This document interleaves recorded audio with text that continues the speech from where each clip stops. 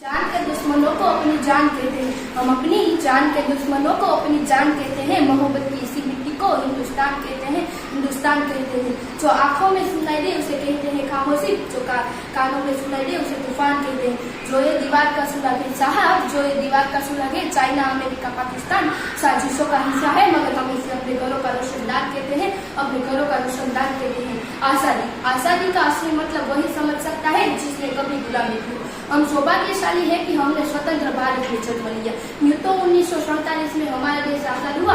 प्राचीन मध्यकालीन वर्तमान भारत के उदाहरणों से स्पष्ट करना चाहूंगी कि जब हम फिरंगियों के फेरे में फंस गए थे तब रंग दे पसंदी चोला की एक आवाज पर टोलों के टोले उमड़ आते थे और उनकी वंदे मातरम की नारों से खून में आने वाला 5-5 डिग्री का तूफान अंग्रेजों की शासकों की जड़ों में तूफान लाता था। लोग मर जाते थे, मिट जाते थे, फांसी चल जाते थे, तो वो भी अपनी देशभक्ति साबित कर रहे होते थे।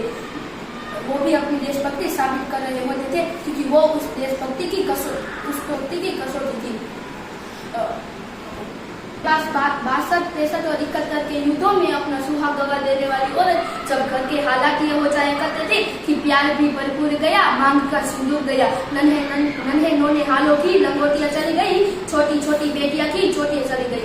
ऐसे हालत पैदा हो जाने के बावजूद भी एक माँ अपने बेटे को सरहद पर दुश्मनों की धज्जियां उड़ाने के लिए भेजा करती थी। उसे खत लिखकर भेजा करती थी कि माँ ने खत लिखा है, पढ़े ही जाओ, पुत्र मेरा घबराना जाना, एक इंच भी पीछे ना हटना, चाहे इंच ना कर जाना, चाहे इंच ना कर जाना। ऐसे तब देश मर जाने को, मिट जाने को, फांसी चढ़ जाने को कहता था, बल्कि आज देश मर जाने को, मिट जाने को, फांसी चढ़ जाने को नहीं कहता। विचारों में जो व्यक्ति अपना काम पूरी ईमानदारी, पूरी मेहनत और पूरी लगन से करे ना, तो वही बस सबसे बड़ा देशभक्त है। मैं नहीं मानती कि साल में 2 बार वर्षों की लिपि तिरंग से रंगना ही देशभक्ति है। अगर आप कहते हैं साल में 2 बार हाथ में तिरंगा ले लेना ही देशभक्ति है, तो मैं आपसे पूछना चाहूंगी कि फुटपाथ पर रहने वाला वो बच्चा कड़ी धूप में तिरंगा बेच रहा है, तो क्या आप उसकी देशभक्ति कहेंगे? नहीं है, उसकी देशभक्ति नहीं, उसकी पेट की भूख है जो उसे ऐसा करने पर मजबूर करते हैं। मस्जिद को जानते हैं ना सिवा लोग को जानते हैं, ना हम मस्जिद को जानते हैं ना सिवा लोग को जानते हैं। जो रोटी के भूखे होते हैं वो रोटी को ही जानते हैं।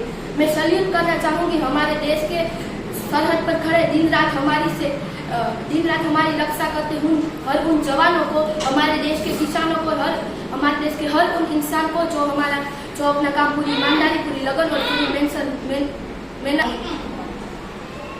मेहनत से कर रहा है।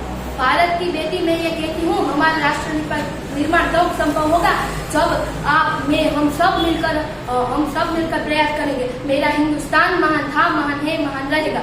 मेरा हिंदुस्तान महान था, महान है, महान रहेगा। खुला होशिला सबके दिल में बुलंद, तो एक दिन पाकिस्तान भी जय हिंद कहेगा, पाकिस्तान भी जय हिंद कहेगा।